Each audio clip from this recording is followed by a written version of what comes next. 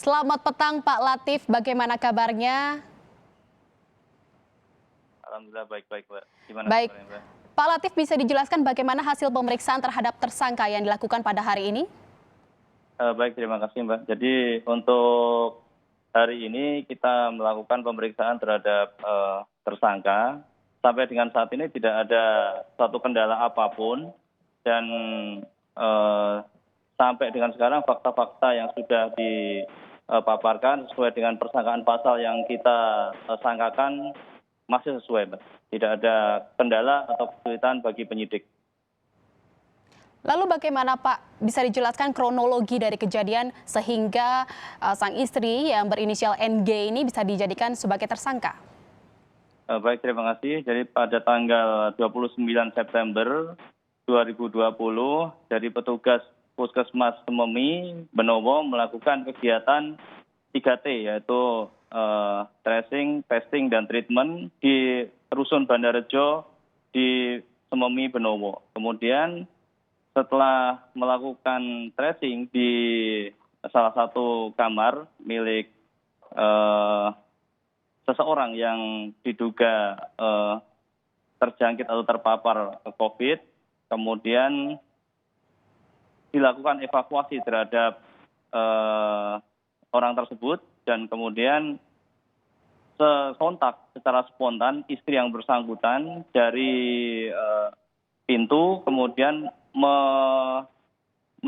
mencegah si suami karena spontan kemudian si istri tadi melakukan melumuri petugas medis yang sedang bertugas pada waktu itu dengan kotoran yang diambil dari punyanya suaminya tadi, karena kebetulan suaminya juga menderita stroke.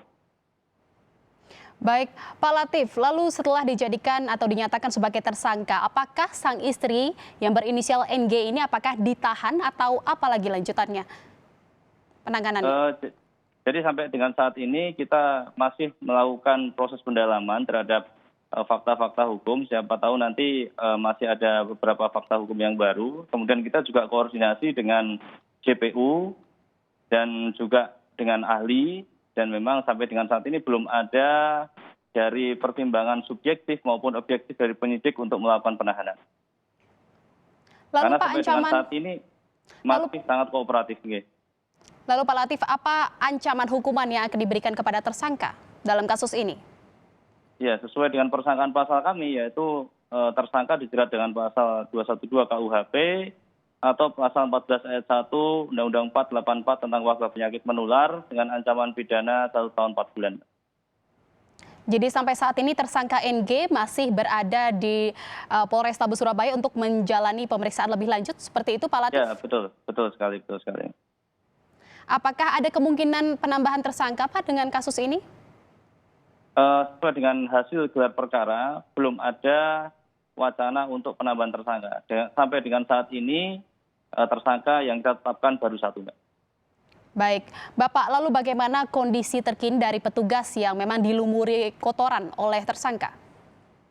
Kondisi yang petugas medis yang dilumuri kotoran oleh tersangka sampai dengan saat ini masih bertugas di Puskesmas Sememi dan yang bersangkutan juga masih melaksanakan tugasnya untuk melakukan 3T ya, terutama di wilayah Benowo. Baik, terima kasih Pak Latif atas informasinya. Terima kasih sudah berbincang bersama Kompas TV, Wakasat Reskrim Polrestabes Surabaya.